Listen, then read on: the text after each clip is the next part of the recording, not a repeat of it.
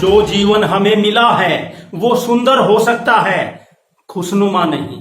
मगर जो जीवन हम खुद बनाते हैं वो सुंदर भी होगा, वो खुशनुमा भी होगा। बेशर्ते जीवन को हम अपने स्वभाव के अनुसार जीना सीख जाएं और स्वभाव को अपने जीवन के अनुसार बदलना सीख लें।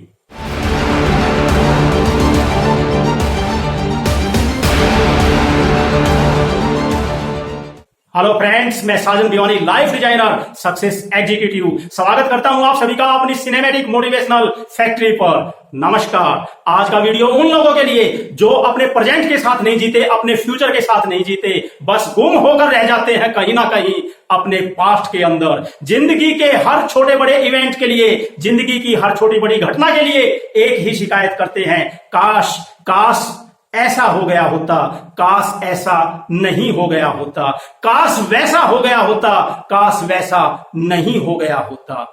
मैं बताना चाहता हूं ऐसे लोगों को, जब तक आपकी अपने लिए, अपने वर्क के लिए, अपने डिसीजन के लिए, अपने जजमेंट के लिए ये शिकायत वाली पॉलिसी रहेगी, जब तक ये काश आपकी जिंदगी के अंदर रहेगा, आप जिंदगी से बाहर रहेंगे और जिंदगी आपसे दूर रहेगी।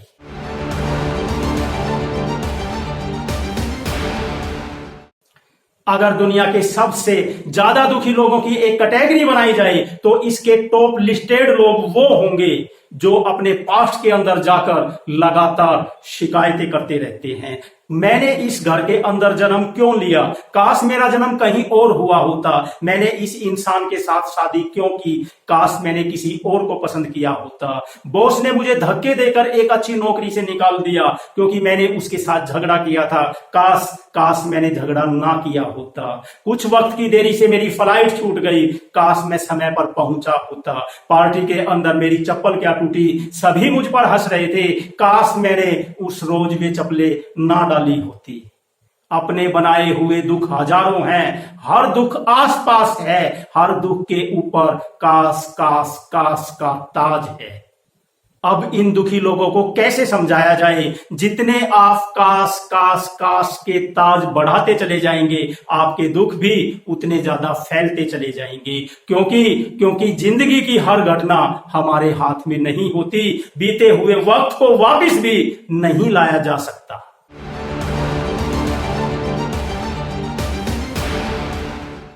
ये जो काश है, इस काश का डायरेक्ट कनेक्शन ह्यूमन ब्रेन के एक छोटे से पार्ट के साथ होता है। ये पार्ट बहाने बनाने का वर्क करता है। जब भी इंसान कुछ बड़ा डिसीजन लेता है, कुछ बड़ा करना चाहता है, कोई चेंज करना चाहता है, कोई इंप्रूवमेंट करना चाहता है, उस वक्त ये पार्ट कोई ना कोई बहाना बनाकर पेश कर देता है। इंसान इस बहाने से कहीं ना कहीं कायल होकर अपने वर्क को सस्पेंड कर देता है। स्टेप बाय स्टेप ये एक आदत बन जाती है, स्टेप बाय स्टेप ये एक टेंडेंसी बन जाती है। जो इंसान इससे इफेक्टेड हो जाता है, जीवन के अंदर कुछ भी बड़ा या बदलाव करने से हमेशा वंचित रहता है।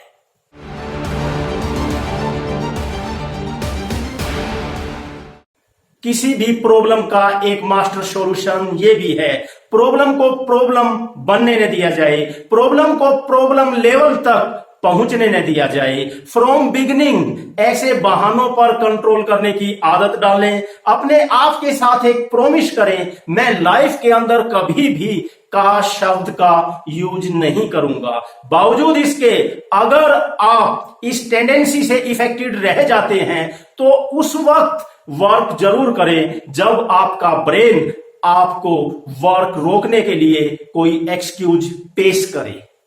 अतीत की किसी भी घटना के लिए या पास्ट में बीते किसी इवेंट के प्रति जब भी आपके दिमाग के अंदर ये आए, काश उस वक्त ये हुआ होता या काश उस वक्त ये नहीं हुआ होता, तो फौरन अतीत की उस घटना के पक्ष में, अपने फेवर में, अपने डिसीजन के पक्ष में मजबूती के साथ खड़े हो जाएं। नो, जो उस वक्त हुआ वो अनएक्सपेक्टेड था, वो मेरे हाथ में नहीं था, उस वक्त को मैं आज वापस नहीं ला सकता, मगर उसके कंपनसेशन, उसकी क्षतिपूर्ति को कम कर सकता हूं।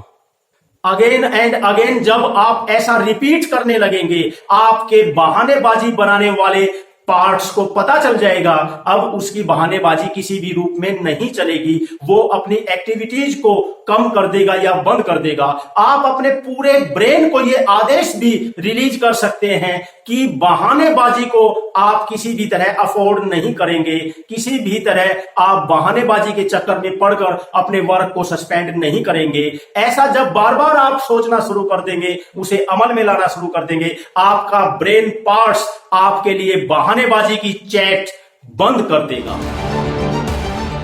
लाइफ में हाई सक्सेस रेट अचीव करने के लिए हमारी वीडियोज न केवल प्रैक्टिकली, फिजिकली, बल्कि साइकोलॉजिकली और फिलोसफिकली आपको बूस्ट करती हैं, आपको मोटिवेट करती हैं।